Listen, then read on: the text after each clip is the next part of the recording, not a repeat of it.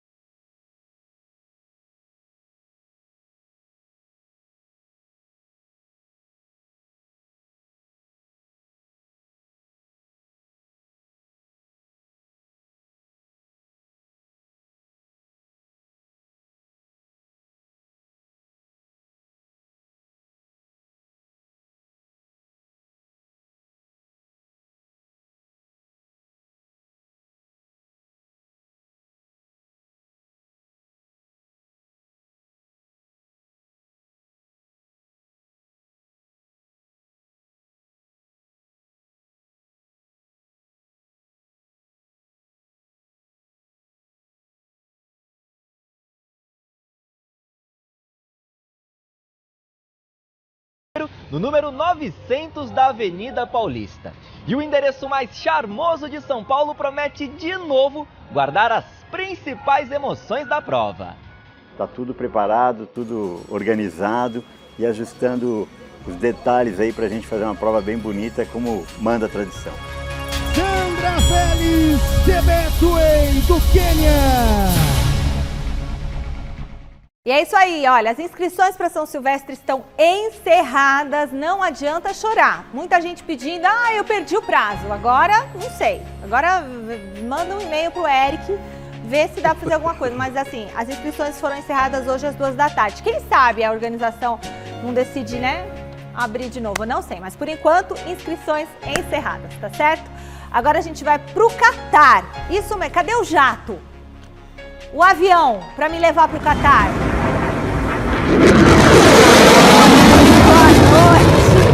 Alexandre Silvestre, o homem do ronco. Caraca, Silvestre, quer dizer que você teve uma noite maravilhosa, dormiu 7 horas depois daquela cervejinha. É, gente, porque eu acompanho tudo que eles estão fazendo, vocês não têm ideia. Quem não dorme sou eu, acompanhando tudo. Conta pra gente, Silvestre, o elenco da Seleção Brasileira teve um período de folga ontem?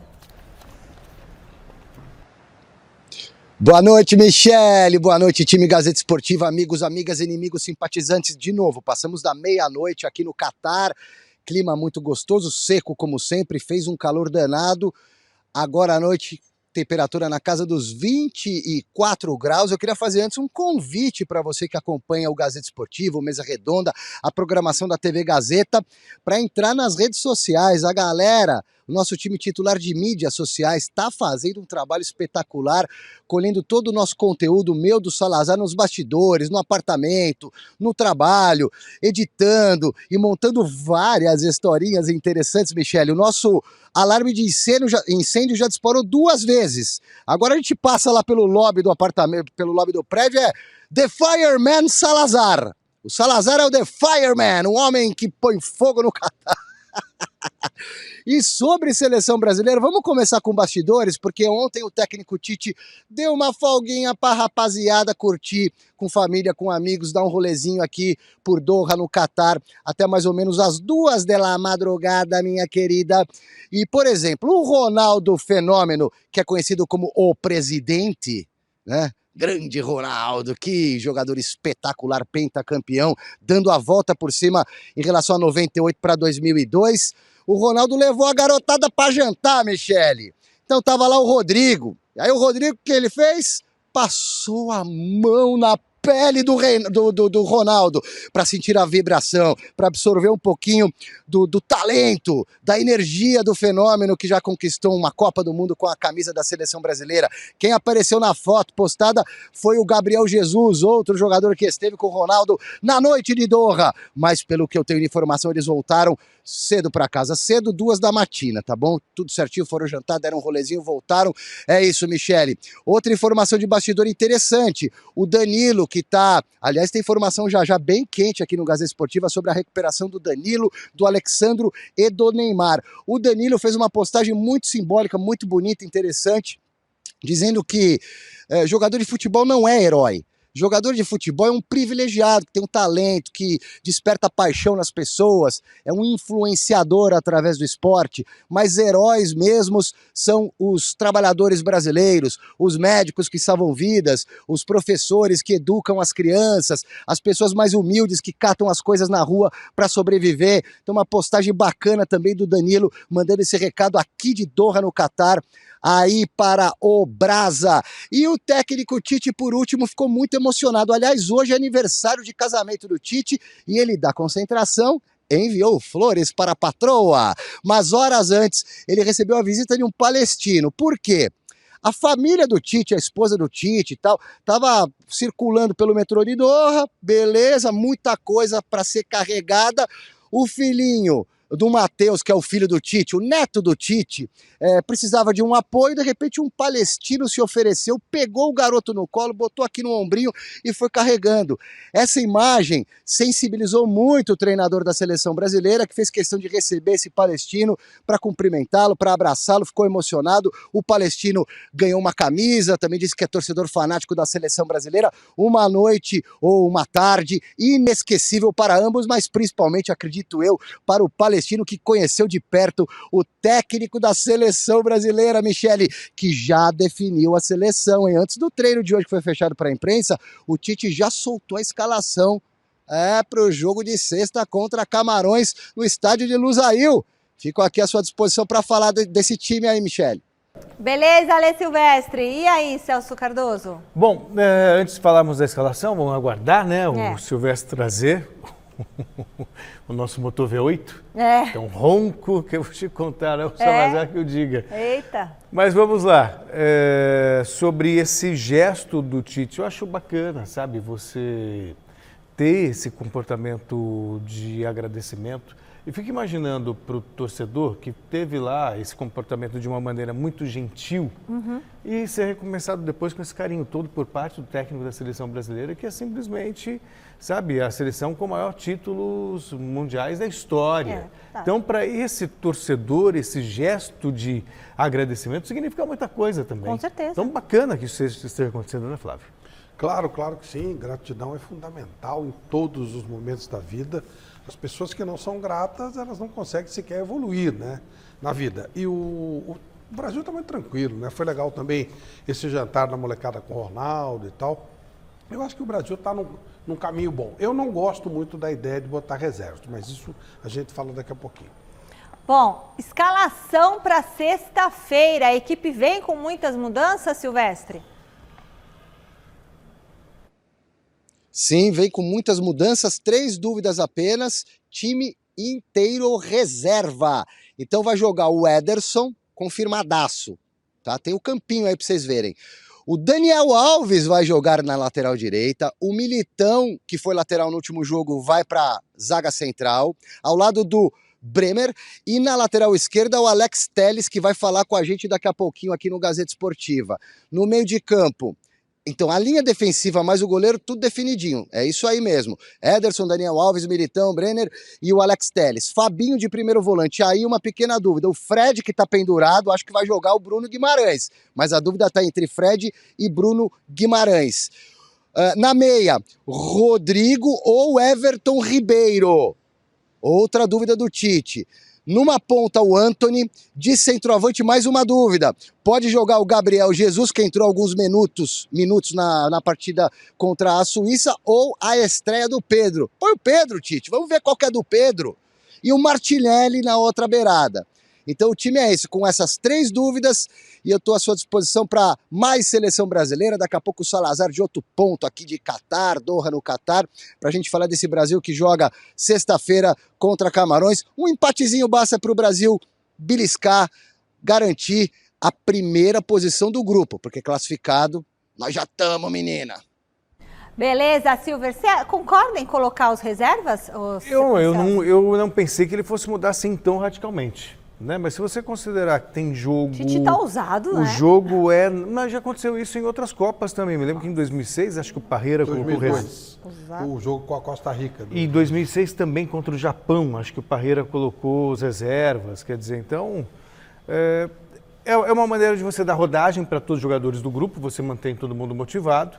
Segundo, o Brasil já está classificado mesmo em primeiro, imagino, não consigo imaginar. Primeiro ainda não. O empate basta para ser primeiro, né? O empate basta para ser primeiro. Então, e tem o jogo é da segunda, então a seleção joga na sexta, tem sábado, domingo, segunda já tem jogo. Então acho que o Tite está querendo preservar também um pouquinho o elenco, não perder ninguém, digamos, importante. Para a hora a França fez isso hoje, se deu mal. É isso que eu ia falar. A França fez isso hoje, se deu mal. Mas imagino que a seleção brasileira, pelos nomes que a gente viu, imagino que vai com o Rodrigo, vai com o Gabriel Jesus, vai com não gosto do Gabriel Jesus. Não, mas eu acho bom jogador. Enfim, vai com o Antony. Então são bons valores. Martinelli, quer dizer, eu acho que dá para fazer um papel extremamente competitivo contra Camarões e continua sendo favorito mesmo com as reservas. Dá, Flávio? Vai com as reservas, assim? Dá para ganhar, mas o problema é a rodagem, né? Você tem que fazer o time rodar, tem que fazer o time jogar. Eu entendo assim, quem está desgastado, quem está pendurado, aí não, mas o resto eu colocaria para jogar e ir embora. Não vai colocar o Alexandre, que está com problema, o jogador que está jogador pendurado, como o Casimiro. Mas o Tite sabe o que está fazendo e está tudo certo. Vamos esperar que corra tudo bem, que o Brasil termine efetivamente em primeiro para evitar problemas logo nas oitavas de final. A gente vai fazer palpitômetro, Fini? Não, hoje não. Mas amanhã, mas tem que fazer, Fini. 1-0 Brasil. Tá na hora de ouvir a opinião do mestre Alberto Helena Júnior sobre o jogo do Brasil. Pode rodar, mestre. Minha fada, olha aqui, tudo indica que Tite vai escalar um time alternativo contra Camarões na próxima sexta-feira, né? Sobretudo para evitar mais contusões entre os titulares. Forte indício disso é o anúncio da presença de Daniel Alves na lateral direita. Bom teste, mas, a meu ver, o mais significativo será se Tite seguir em sua proposta inicial de escalar um time mais ofensivo, leve, solto, né? sem os 2 volantes de praxe, com apenas um ao lado de um meia. No caso, Everton Ribeiro. Bom, sei lá, com Antony, Pedro e Gabriel Jesus lá na frente e o Rodrigo fazendo o papel do Neymar, como o próprio Tite está pretendendo. Vejamos então o que vai acontecer, meu amor. Beijos! Beijo, mestre querido. Muitos torcedores estão no Catar para acompanhar a Copa do Mundo, mas você já imaginou como que deve ser morar lá? O Thiago Salazar encontrou alguns brasileiros que vivem no Catar e que vão explicar agora como que é essa experiência. Dá uma olhadinha. O Catar é um país de costumes e tradições peculiares, mas a adaptação não é impossível. E quem vai contar isso pra gente são esses brasileiros que moram aqui, mas não esqueceram as suas raízes. Meu nome é Nathalie, eu tenho 39 anos e eu nasci em Belo Horizonte, Minas Gerais. Meu nome é Caio Samoreira, eu tenho 34 anos e sou de Poços de Caldas, Minas Gerais. Meu nome é Júlia, eu tenho 27 anos e eu sou de Niterói. Vidas que se cruzaram no Oriente Médio, num país pequeno, mas cheio de oportunidades. Eu gosto. É diferente, eu acho que demorou um pouco para adaptar, mas eu gosto bastante. Eles preservam muito a cultura. O Catar é baseado na cultura. Aqui a gente vai num café, você deixa seu celular na mesa, vai dentro, pega o seu café, volta, o celular tá lá. Qualquer lugar que você vai é bem tratado. Tem algumas questões assim com locais e tudo, que são costumes deles, a gente se adapta. Respeitar e aceitar as diferenças culturais pela experiência destes brasileiros é o segredo para viver bem no país sede da Copa do Mundo. O que eu sei que eu posso fazer no Brasil é tipo usar shortinho, decote. Você quer sair para um barzinho ou para uma noitada, você pode usar esse tipo de roupa. É só mais nos lugares públicos, assim. Eu gosto muito de usar camiseta regata. E no verão aqui, que faz sensação térmica de 55, 56 graus, eu não posso usar uma regata para entrar no supermercado. Então, por questão de mostrar os braços, mesmo eu sendo homem. No início, involuntariamente, você pode acabar vacilando, como aconteceu com a Nathalie, ao saber pelo marido que ganharia uma TV nova. A minha reação imediata foi de dar um abraço nele e de dar um beijo no rosto, na bochecha. Eu jamais vou beijar meu marido na rua. Outra coisa. O Catar oferece uma vida com muitos benefícios, mas também impõe renúncias. E não há muito o que fazer sobre elas. Infelizmente, a mulher, não tem um lugar preferenciado como o homem. Aqui, qualquer crítica, qualquer sugestão que você tenha, não só a mulher, é uma coisa que não se vê. É proibido você fazer um protesto na rua, por exemplo. 85% da população do Catar é estrangeira. Pessoas mais simples que vieram para trabalhar, prestar serviços que os catarianos não fazem, devido a uma condição financeira privilegiada. E esse cenário tem um reflexo. Muitas vezes eu sinto que os locais, eles agem como se eles estivessem fazendo um favor pra gente, dando um emprego nosso aqui. O que eu sinto, assim, dos locais mesmo, é quando você vai em algum lugar que eles estão presentes, eu, pelo menos, eu percebo que eles te olham de uma maneira, assim, como se eles fossem superiores. Caio, além de estrangeiro, é homossexual. No Catar, ele não pode assumir uma relação com outro homem. Existem muitos gays, muitos bissexuais, muitas lésbicas. Então, a gente também tem a nossa comunidade e a gente não sai muito dali. Ou a gente, pelo menos, tenta não demonstrar muito. Por acaso, de repente, alguém te vê num lugar desse e tal, você sabe o que pode acontecer com você? Isso eu seria preso, com certeza. E preso e deportado. E mesmo assim você prefere viver aqui? Curioso. Prefiro porque no Brasil, apesar de nós termos muitos direitos, eu posso casar, eu posso adotar no Brasil se eu quiser, é aquilo, eu tenho direito, mas eu não tenho a liberdade de sair na rua de mão dada sem me preocupar se vão me bater, se vão me dar um tiro, entendeu? Então, honestamente, eu não vejo tanta diferença. Em público no Catar não há carinho e afetividade, nem mesmo nos contos de fadas. Esses dias, uma amiga minha foi ver um filme, um desenho animado, e aí parece que tem uma cena que a animação eles vão se abraçar assim, e foi cortada aquela cena do filme de uma animação. Ainda assim, para estes brasileiros, vale a pena morar aqui. Tudo é uma questão de adaptação, respeito e ponto de vista. Nenhum lugar é perfeito, mas para mim as vantagens aqui são muito maiores do que as desvantagens. Eles estão evoluindo, eles já não são mais esse país, assim, ainda são um quadrado, mas digamos que eles agora são um retângulo, não mais um quadrado. Uma coisa é certa, ser brasileiro no Catar é abrir os braços para uma nova família. Os amigos nossos acabam se tornando a nossa família. Isso é uma coisa que eu sinto muito que, pelo menos na nossa cultura, os brasileiros se acolhem muito. Hoje eu sou muito feliz aqui, então hoje eu digo Catar. Porém, eu tenho uma visão que nós somos cidadãos da terra e eu posso morar onde eu quiser. E se um dia eu voltar para o Brasil, eu também sei que eu vou voltar para as minhas raízes e também vai ser muito bom. Amo o Brasil, a família toda está no Brasil, mas Catar é minha casa.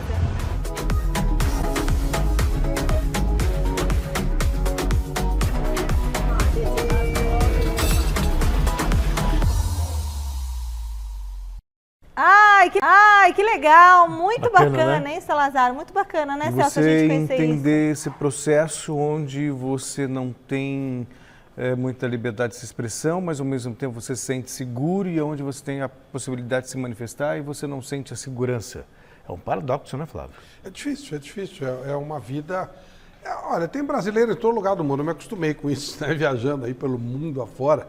E o brasileiro tem esse poder de adaptação. E o fator segurança sempre é colocado. As pessoas saem muito do Brasil por insegurança, principalmente nas grandes cidades. Sim. Isso é verdade. Bom, a gente já falou muito aqui sobre a seleção brasileira para o jogo de sexta-feira, mas está na hora de você conhecer melhor o adversário do Brasil. Chega mais, Thiago Salazar, boa noite. Você estudou tudo direitinho sobre a seleção de Camarões? O que você pode falar para a gente sobre esses adversários, hein?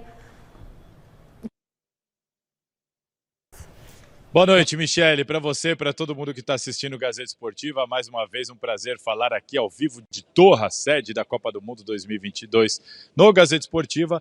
Olha, Michele, dá para a gente falar que o Brasil vai pegar uma seleção em crise.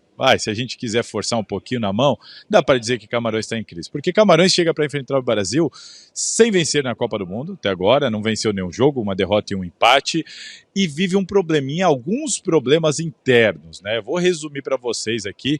Um deles é com o Samuel Eto'o. O Samuel Eto'o, aquele ex-centroavante, ele é presidente da Federação Camaronesa de Futebol, e ele está sendo acusado, inclusive estão sendo alguns relatos nos jornais locais, ele está sendo acusado de influenciar no elenco e no time que participa aqui da Copa do Mundo. Tem gente incomodada com isso. Além disso, o técnico de Camarões, que é o Rigobert Song, o famoso Song, zagueiro, para quem lembra, ele atuou em 4 Copas do Mundo com a camisa da seleção brasileira, em 94 na Copa dos Estados Unidos, quando o Brasil venceu por 3-0. Lembra que o Bebeto foi expulso? Então, o Bebeto foi expulso não. O Bebeto sofreu um carrinho e acabou gerando uma expulsão, era o Song. O Song foi expulso por causa daquele carrinho no Bebeto. Enfim, muita experiência, muita história com a camisa da seleção camaronesa. Ele é o técnico e ele afastou o goleiro André Onama, que é experiente, titular. Acabou afastando, cortou, tirou ele aqui da Copa do Mundo, disse que não sabe se vai reintegrar, nem se vai dar tempo, né, porque depende da classificação, por causa de indisciplina. Segundo nossos amigos jornalistas camaroneses, a questão parece que é o jogo com os pés. O Onama gosta de jogar com os pés, o Song não quer que ele jogue com os pés, ele parece que desobedeceu essa ordem, então foi afastado.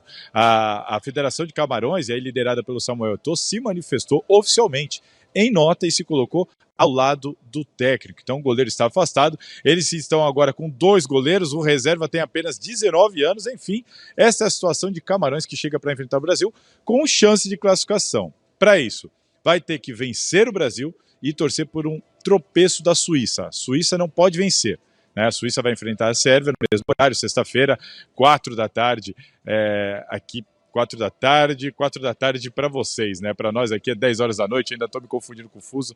Mas enfim, se a Suíça vencer a Sérvia, acabou para Camarões, mesmo que vença o Brasil. Agora, se ela empatar ou perder para a Sérvia, Camarões precisa vencer o Brasil e além de vencer o Brasil, tentar aí no saldo de gols conseguir essa classificação. Ou seja, mesmo com o Brasil aí todo reserva, acho que tem tudo para a nossa seleção não ter muito trabalho contra os africanos, né, Michele? Legal, Salazar. Quer dizer, Celso, que então o Camarões está sem goleiro porque não queriam que ele jogasse assim, com os pés? só para você Quer que eu jogava com entender. as mãos? Como assim? O goleiro está acostumado a jogar na Europa e o goleiro sai jogando com os pés. Mas isso é o que aquela se pede famosa atualmente, não é? aquela famosa saidinha que reclamam aqui do Fernando Diniz, como se o Diniz tivesse inventado isso. E o técnico amaronense não gosta desse tipo de comportamento, ele quer que ele dê o chutão, ele não quer essa saída. E aí houve essa discussão e também, eu estava lendo a respeito, sobre a maneira de jogar também de Camarões, que eles preferem uma seleção, o jogador prefere uma seleção mais ofensiva, o técnico aquela coisa mais pragmática. Agora, o técnico está lá, então ele quer uma coisa. Acho que um jogador pode até sugerir ou outra, mas daí criar um clima, você desautoriza o técnico. Então, vai se criar um clima terrível. Ainda bem que teve pelo menos o respaldo, porque por mais que ele seja um jogador importante, que ele seja um jogador de primeira linha, hierarquia. Mas não tinha que ter visto isso antes, Flávio? Vai ver agora isso? O problema todo é que Camarões é uma bagunça mesmo. Sempre. Eles são bagunçados, né? Não é de hoje. Toda hora eles estão em rolos, em confusão, em Copas do Mundo. É um nível de jogo muito bom, eles são bons jogadores, eles têm uma qualidade de jogo muito boa, tecnicamente eles são muito bons, mas é uma bagunça, né? Uma esculhambação, então não dá. Aí chega um cara como Eto'o, rodado, você imagina que ele vai colocar alguma organização na federação? Não consegue. Ele tumultua mais o ambiente. E depois agita mais, né? E deve falar pro cara, você joga igual eu. Então fica na tua, tá? Ele jogava pra caramba, né? Bom, então beleza. Olha, se liga agora, daqui a pouquinho o Thiago Salazar volta, se liga agora no mercado da bola dos grandes clubes paulistas. Boa noite, José Paz. Então quer dizer que você vai contar pra gente como que estão as negociações, é isso? É isso, Mi. Boa noite pra você, boa noite aí pra todo mundo que tá acompanhando mais uma edição do glorioso Gazeta Esportiva. Bora de Mercadão da Bola, porque os times aqui do Brasil seguem se movimentando, Copa do Mundo rolando lá no Catar, mas por aqui todo mundo tentando se reforçar aí pra temporada de 2023. E o São Paulo praticamente desistiu aí, viu, Michele e amigos, da contratação do goleiro John, reserva lá no Santos, reserva do João Paulo. A gente lembra que no meio dessa temporada agora o São Paulo até tentou contratar o John ali para brigar por uma posição junto com o Jandrei, o Thiago Couto não estava dando muito conta do recado, acabou não rolando pelos valores pedidos aí pelo Santos naquela ocasião, e agora a mesma coisa, o São Paulo ofereceu ali um valor, o Santos não quis, o São Paulo até tentou envolver aí alguns jogadores nessa negociação, esses jogadores não agradaram ao Santos, então por enquanto nada feito, o John segue sendo reserva lá do João Paulo, o John que inclusive jogou na Libertadores de 2020, foi titular do Santos naquela final lá contra o Palmeiras e tá amargando o banco de reservas, claro, quer jogar, mas por enquanto vai continuar lá no Santos. Falando um pouquinho também do Corinthians aqui no Gazeta Esportiva, Corinthians está por detalhes aí de acertar com o Matheus Bidu, viu, Michele? Bidu que não tem nada a ver com o cachorrinho lá da turma da Mônica, não. Lateral esquerdo, 23 anos, pertence ao Guarani, estava jogando no Cruzeiro e o Corinthians entende que pode ser uma aposta aí, já que o Fábio Santos tá para encerrar a carreira, Lucas Piton ainda não se firmou ali na lateral esquerda do Timão, então pode ser uma aposta aí do Corinthians para a temporada de 2023. Eu ia falar do Matheus Vital, viu, diretor, mas vou falar do Dudu. Dudu, surgiu aí uma notícia recentemente aqui, agora chegou pra gente há alguns minutos. O Dudu, ontem eu trouxe aqui essa informação, né? Tá ali com a negociação de renovação emperrada com o Palmeiras. Eles já têm um pré-acerto aí até 2025, mas tem um quiprocó envolvendo aí um ano a mais de contrato até 2026. E o Flamengo tá acompanhando com muito cuidado essa situação. Não vai interferir, claro, aí nessa negociação do Palmeiras com o Dudu, não vai meter a colher ali, mas está olhando de longe, porque se o Dudu não renovar com o Palmeiras, o Flamengo promete entrar com tudo para contratar esse jogador, porque a diretoria do Flamengo entende que é um bom nome, seria um cara bom aí para o Flamengo contratar para as próximas temporadas. Dudu Guerreiro, camisa 7 do Palmeiras. Devolvo para você, Michele, amanhã tem mais Mercadão da Bola aqui no Gazeta Esportiva, hein? Vai daí, Michele. Valeu, Zé. Bom, Flávio Prado e Celso Cardoso. Dudu, vou chegar pra cá. Temos o nosso mercado da bola aqui. Dudu cairia como uma luva no Flamengo? Nossa Senhora. Fico sabendo quem é que vai tirar, né? Paulista no Rio de Janeiro, viu? Pega o técnico do Corinthians, o melhor jogador do Flamengo. Do Palmeiras. Pelo amor de Deus. Nossa, mas acho que o Dudu não sai, não. É um fura-olho, né? Mas, gente, o Dudu tem contrato até o final de 2023. Tudo bem, na metade do ano que vem, ele pode assinar com o que ele quiser. Mas vamos deixar para ficar falando do ano que vem, porque agora a gente vai ficar falando do Dudu. Não, porque... Já tem que renovar agora? Tem que, assim... Tá rolando uma pressão, tô achando. Tá rolando uma pressão, até porque ele pode receber uma proposta e aceitar. Eu acho que eu sei o que é isso. Lembra quando o Palmeiras fez uma sondagem pelo Pedro? Sim. É meio que, né? Você quis o meu bom, eu também vou querer o teu. Tá meio que uma guerrinha. Imagino que seja isso. Acho improvável uma saída do Dudu pro Flamengo. Acho muito difícil. É que o Dudu tá emperrada só essa negociação com o Palmeiras. E Porque o Dudu quer... O que ele quer, Celso? Ele quer ficar, tipo assim, 2 anos e renovar depois, se ele fizer um tanto de gols, renovar por mais 2. E acho que parece também que o Palmeiras exige uma cláusula de renovação automática a partir de uma meta. E ele não quer isso, o Palmeiras não. O Palmeiras não quer. O Palmeiras, ele quer... Ele simplesmente daqui a 2 anos... Exato. Então é um impasse agora. Ele também está com a faca e o queijo na mão. Porque como ele pode assinar com qualquer outra equipe, o Palmeiras também não vai correr o risco de perder, né? De perder o Dudu. Tudo bem, ainda tem um tempinho para isso acontecer. O Dudu é imprescindível para o Palmeiras? Eu acho que sim. O Dudu, para mim, foi um dos melhores jogadores da temporada. Não foi o melhor porque o Gustavo Scarpa comeu a bola e o Rafael Veiga também. Mas o final de temporada do Dudu... ele veio num crescimento, ele veio numa evolução e fechou o ano muito bem mesmo. Não, e há um detalhe, se ele sair do Palmeiras e for, por exemplo, pro Flamengo, não é que o Palmeiras perde um jogador importante, o Flamengo fica mais forte ainda. Reforça o Atlético Mineiro também tem informação de que também está de olho no Dudu. Né? Então, mas o reforço que ele ganha com o Dudu, ele perde com o Vitor Pereira, se ele assinar com o Vitor Pereira, porque não vai dar certo isso, gente. E como a gente já falou aqui ontem, o técnico Vitor Pereira tá com essa negociação bastante encaminhada para ir para o Flamengo. O repórter Osmar Garrafa foi às ruas para ouvir a opinião dos corintianos sobre isso. Vamos assistir?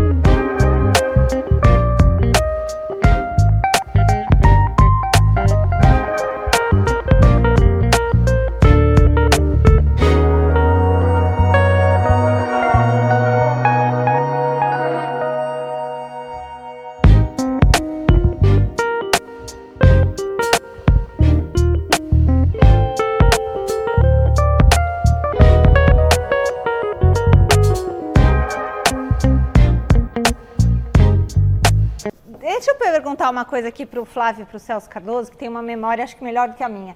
Eu não me lembro de ter visto uma situação tão vergonha alheia, tão estranha, tão antiética, eu acho, como essa do Vitor Pereira. Já vimos situações assim mais sutis, graves, mas mais sutis. Você lembra desse nível? Assim? Mas essa coisa de você se despedir falando, queria ficar, estou triste. Sou corintiano. Uma vez corintiano, sempre corintiano. Vou para casa, não vou assumir clube nenhum, minha não vou sogra fazer tá nada. E aí assina por 2 anos. Isso eu nunca vi. Eu não me lembro de ter visto isso. No dia seguinte. Eu não me lembro. Nós tivemos casos antológicos, tipo o Figo saindo do Barcelona pro Real. Sim, mas aí foi uma coisa profissional, não, aqui no Brasil, Michele, não tem nenhuma necessidade disso. Porque ele poderia falar que não queria ficar. O meu trabalho aqui, ele tá com dificuldades, eu não vou ter os esforços que eu quero ter e tal, e eu vou ter E é legítimo. E é legítimo. Claro que é. É legítimo. Um profissional trocar de empresa é a coisa mais normal da face da Terra. Agora, o problema todo é você chora. E, gente, no Troféu Mesa Redonda, dia 15 de novembro, o Dorival Júnior estava aqui. Já ficou sabendo. Lembra como ele ficou emocionado? Ficou. Depois, a gente ficou sabendo que ele aqui já foi informado que estava tendo esse zum nas costas. E o Dorival campeão, né? É muito estranho trocar o Dorival campeão pelo português. E o que mais choca é que é uma pessoa que se predispôs a ser extremamente sincera, e as coletivas dele eram boas, ele bancava sempre o sincerão, ele questionava repórter de uma certa desonestidade intelectual. Não é? Como é que se fala? Por dentro... Como é que é? Por fora, bela viola, por dentro, pão bolorento. Exato, por fora, bela viola, por dentro, pão bolorento. É isso mesmo. Aí, acho que era isso. Sinceramente, eu estou muito ansioso para saber o que ele vai falar, que ele vai ter que dar. Eu acho que eu já tenho até um desenho. Ele vai falar assim... ele vai dar para trás. O Flamengo me ofereceu uma estrutura para trazer minha família, convenci minha família mas e decidi. Os melhores hospitais de São Paulo, do Brasil, aqui. Estão em São Paulo. Só falta dizer que o Flamengo vai acertar o Corinthians também, da sogra dele para porque o e o Corinthians também. Lá no começo, quando contratou o Vitor, o Corinthians queria 2 anos essa informação foi divulgada. Só, não é? Um só. E o Corinthians também ofereceu a possibilidade dele vir com a família e falou assim, não, mas pelo que informações. Não podia, porque não podia, porque pelo sistema, pela situação da sogra, ia ser muito ruim para o tratamento uma mudança de casa. Bem que eu falei, tinha que falar com a mulher dele, que a mulher dele quer ir pro Rio, tomar sol, praia, eu acho que é isso, beber uma caipirinha, entendeu? É isso, só pode ser, não faz sentido, gente. Seleção da França perdeu a invencibilidade na Copa do Mundo hoje, com um time quase todo reserva. Presta atenção, Tite. Os Blues, na verdade, né, perderam para a Tunísia por 1-0, o Celso perdeu no bolão. O gol tunisiano foi marcado por Khazri no começo do segundo tempo. Nos acréscimos, Griezmann chegou a empatar, mas o gol foi anulado depois da intervenção do VAR. Mesmo com a derrota, a França avançou em primeiro lugar no grupo D de dado com 6 pontinhos. Então foi uma derrota que não significou nada, né? Vamos seguindo. A Austrália garantiu a classificação para as oitavas de final da Copa do Mundo. Olha a Austrália, hein? Terra do canguru, com a vitória por 1-0 sobre a Dinamarca. Leque marcou o gol dos australianos aos 15 minutos do segundo tempo. A Austrália chegou então aos 6 pontos, mesmo número da França, que ficou no primeiro lugar. E aí, surpreendeu vocês a Austrália? Muito. E negativamente a Dinamarca. A Dinamarca tinha uma estrutura de time, e por jogos recentes, etc., que eu cheguei a pensar, cogitar até, acho que até aqui eu falei, que eu não ficaria surpreso se a Dinamarca fosse primeira e a França segunda. A França perdendo jogadores, etc. A Dinamarca foi o último. Foi um negócio muito esquisito. E a Austrália se classifica e é uma condição assim, extraordinária, né? Passa de grupo de uma maneira surpreendente e agora, seja o que Deus quiser, né? Vamos Não, e depois de tomar de 4 da França na estreia. Sim. Quer dizer, isso que é recuperação. A gente volta para o Catar para conversar mais um pouquinho com o Salazar. Salazar, o que mais você traz para a gente direto do Catar? Michele, vamos falar um pouquinho agora sobre a seleção brasileira que enfrenta Camarões na sexta-feira, 16h para vocês aí no Brasil. O Fabinho, um destes reservas que vai ser titular contra Camarões, atendeu a imprensa hoje e revelou, né, que a ideia do Tite em utilizar esses jogadores já foi avisada para eles logo depois do jogo da Suíça. Assim que acabou o jogo, o Tite já avisou a galera, então para eles não é novidade, já está todo mundo pensando em entrar em campo, muitos deles pensando na estreia com a camisa da seleção brasileira em Copas do Mundo, assim que o Brasil garantiu a classificação contra a Suíça. Além disso, o Fabinho falou que também conhece bem a seleção de Camarões. Vamos ouvir então o volante titular da seleção brasileira para sexta-feira no lugar do Casimiro. Depois do jogo contra a Suíça, o Tite já falou para a gente que ele tinha intenção de fazer trocas, de dar oportunidade para todos jogarem nesse jogo. Então é algo que deixa a gente feliz. No meu caso, particularmente, eu ainda não estreiei na Copa, então tenho essa expectativa também. Então, quando eu ouvi isso, claro, fiquei na expectativa de jogar o jogo contra Camarões. Tem o ponto também que o tempo de descanso entre essa última partida e as oitavas vai ser um pouco menor, então acho que é importante usar também esse último jogo para rodar um pouco a equipe. Então, a equipe já começou a ser preparada taticamente hoje, fizemos um treino ali com a equipe que pode começar esse jogo, então como eu já disse, é uma expectativa boa aí para jogar esse jogo e representar o Brasil. A seleção de Camarões é uma seleção muito boa. Eu acho que no primeiro jogo contra a Suíça eles até jogaram melhor que a Suíça, criaram um pouco mais antes da Suíça, mas depois que a Suíça marcou eles tiveram um pouco de dificuldade ali. Já joguei contra alguns jogadores da seleção, então conheço eles um pouco pessoalmente ali. E, cara, independente da situação da seleção adversária, a gente vai sempre tentar colocar a nossa ideia ali em campo, jogar o nosso futebol. Claro, sempre se adaptando em algumas situações. E se a gente conseguir criar os espaços, tanto por marcar um gol cedo ou pela pressão deles precisarem de resultado, vai ser algo sempre bom, porque nós sabemos que com a qualidade que nós temos, se eles deixarem espaço, nós vamos aproveitar isso. Então, espero que nós possamos encontrar esses espaços no jogo. Bom, e é exatamente isso, né, Michele? A seleção brasileira costuma ter a bola, mas Camarões não costuma jogar fechadinho, eles são aventureiros dentro de campo mesmo, precisam da vitória, quem sabe esse time reserva do Tite não encontre espaços e consiga fazer um grande jogo, mesmo sem os seus titulares. E o que pesa, como disse o Fabinho, é a questão do tempo de intervalo entre esse jogo com Camarões e as oitavas de final, né? Eu vi o Celso e o Flávio comentando sobre entrar com o time inteiro reserva. O Tite também não gosta disso. Ele já falou isso pra gente numa das coletivas, que ele também não gosta. Só que o que está pesando? A seleção brasileira vai entrar em campo sexta-feira, aqui, 10 horas da noite, e vai jogar já na segunda-feira as oitavas de final. Então isso acabou sendo determinante, já que a seleção está classificada. E para encerrar aqui da minha parte, uma curiosidade levantada na coletiva do Fabinho. O Fabinho é reserva do Casimiro. Os dois entraram nesse ano na lista dos 20 melhores jogadores do mundo da Bola de Ouro. E o Fabinho na frente do Casimiro, ele em 14º e o Casimiro em 17º, mas na seleção é o Casimiro que é o titular. Só uma curiosidade para vocês, é isso, seleção brasileira praticamente pronta ali, com algumas dúvidas, e Camarões é isso aí que a gente já espera. Uma seleção aventureira, mas que não chega a assustar.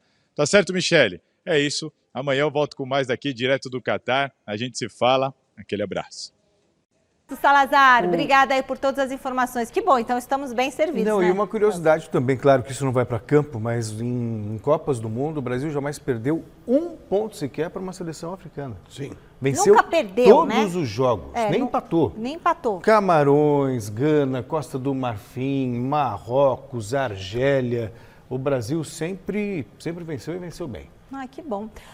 Alexandre Silvestre bateu rápido papo exclusivo com o Tafarel lá no Catar. Eu tô curiosa para saber o que o Tafarel falou, Silver. Chega mais, conta pra gente. Ô Michele, esse Tafarel, esse cara é ponta firme, né? Já que você falou do Max Viril. E eu conversei com o Tafarel ontem aqui em Doha, no Catar, durante uma coletiva de imprensa, antes do treinamento dos reservas da seleção brasileira. Vai ter informação ainda no Gazeta Esportiva sobre a recuperação de Neymar, Danilo e Alexandro. Tem notícia boa por aí, vindo por aí. Mas o que eu perguntei para o Tafarel? O Brasil está vivendo uma estiagem de títulos em relação à Copa do Mundo. Já são 20 anos da fila.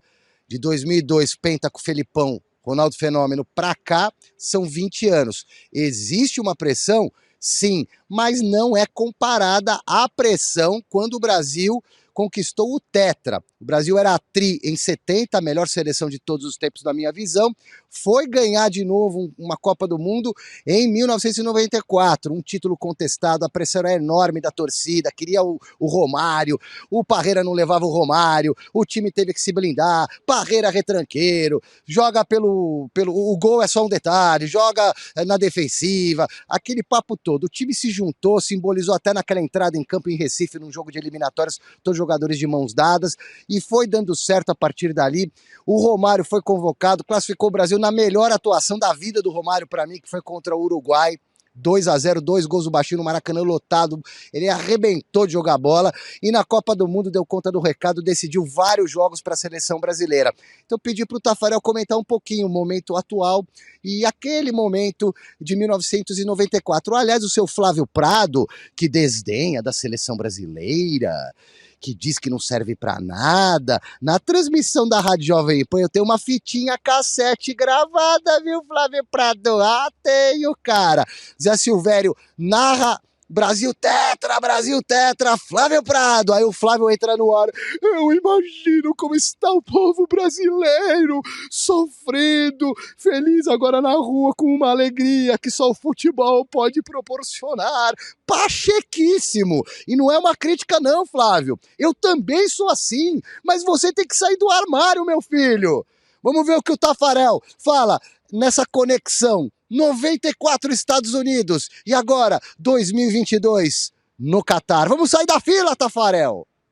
Tafarel, 94, você é um dos heróis do título, o Brasil estava há 24 anos na fila e agora o Brasil está há 20 anos sem conquistar a Copa do Mundo. Que diferenças e semelhanças você vê desses dois grupos, desses dois momentos? Não, assim, cara, eu acho que quando a gente veste a camisa da seleção, a gente tem a responsabilidade, a gente sente a pressão, porque isso é natural, o torcedor quer que o Brasil venha e faça uma excelente Copa, que vença. E as dificuldades, elas são criadas aqui dentro com os adversários, mas essa preparação que a gente tem e teve em 94, isso aí é muito parecida, né? Tem que ter união, tem que ter talento, tem que ter foco, então eu vejo muita semelhança de 94 para cá. Nessa questão da interna de vocês, exatamente, né? De eu fora, acho que é o grupo, de né? fora acho que era mais forte a pressão, hein, cara? Mas Até de nós da imprensa. Eu sei, mas eu lembro que 94 tinha muita fora, mas a gente não deixava entrar no grupo, né? Então, se tiver fora agora, teve 94, a gente aqui fecha muito porque sabe que é dentro de campo que nós temos que fazer o melhor. Pressão incomparável, 94 em relação a agora, mas realmente tem essa similaridade, né? O time tá blindado como em 94, principalmente as críticas ao Neymar e coisas do gênero, até críticas ao técnico Tite. Agora para você, Flávio Prado, o direito de resposta, fale a verdade. Você chorou ou não chorou assim que o Baggio chutou na lua? Lá no Rose Bowl. Conta a verdade para nós, Flávio Prado. Eu não lembro, eu estava no estádio, mas eu não lembro, acho que sim, eu não lembro. Parece que tem um negócio de cisco lá perto de deserto e tal, né? Rinite, ataca os olhos ficam irritados. Mas não lembro. Engasgou. Mas se você disse, por que não, né? Passadinho num calor desgraçado de 150 graus, mais quente que o Catar. Foi um dia legal, foi um dia bacana aquele. Muito bom. Silvestre, volta aqui, vai. Traz as últimas informações, então, da seleção pra gente, pra fechar o dia, terminando o noticiário aí, direto do Catar. Vamos, então, com um trechinho da entrevista de hoje. O treino foi fechado no CT da Seleção Brasileira. O Alex Telles, que vai ser o substituto do Alexandro na lateral esquerda, fala justamente, não da blindagem, mas da união desse grupo e revela um segredinho. Obviamente que é muito importante, né? Todos os atletas querem jogar, né? Todos estão aqui, querem fazer parte deste momento. Eu sempre declarei quando foi feita essa pergunta, né? A disputa é muito sadia dentro do grupo. Até vou abrir um momento que aconteceu no jogo agora, que o Alex, quando a gente fez o gol, a gente foi comemorar todos juntos e o Alex me puxou e falou: prepara que eu acho que eu vou sair. Então a gente tem uma relação muito boa. E a gente sabe que o momento que aparece, a gente está preparado, isso em todas as posições. Então, acho que esse companheirismo, essa clareza, essa sinceridade entre os atletas, essa disputa sadia, faz com que o grupo cresça, né? Vocês podem ver nos treinamentos a qualidade que é, o nível que é. É uma disputa leal, e quem ganha com isso é o Brasil, é a nossa seleção. Então, a gente está preparado para os momentos e obviamente, que quando tiver a nossa oportunidade, nós vamos dar o nosso melhor.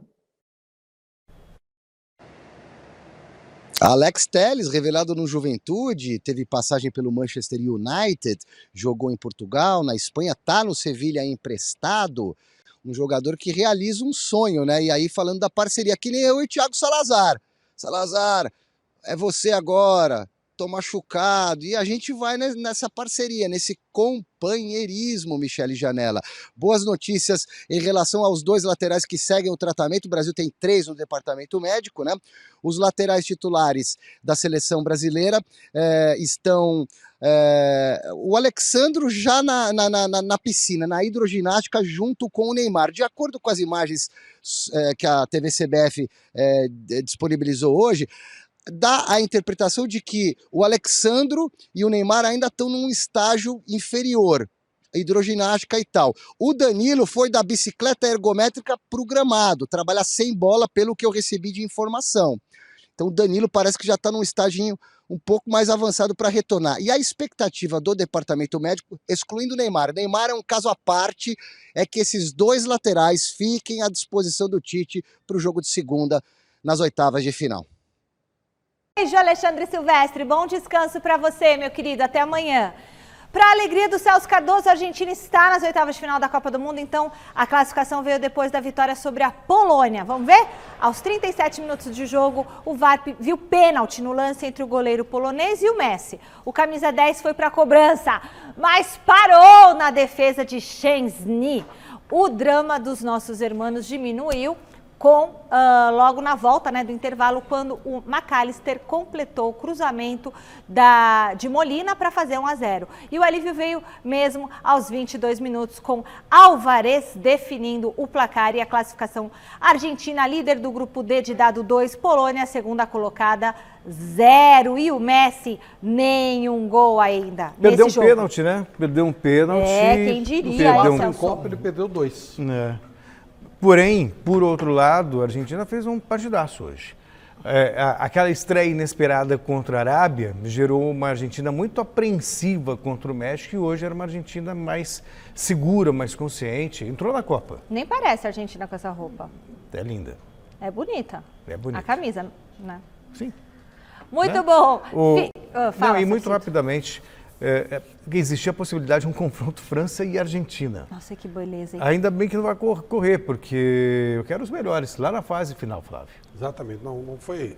Oitavas era muito cedo para um dos 2 grandões ir embora, também acho. Eu queria que já saísse um dos 2 fora, gente, para facilitar a nossa vida. Fim de Gazeta Esportiva. Tchau, Celso. Tchau, Flavito. Fiquem agora com o Jornal da Gazeta.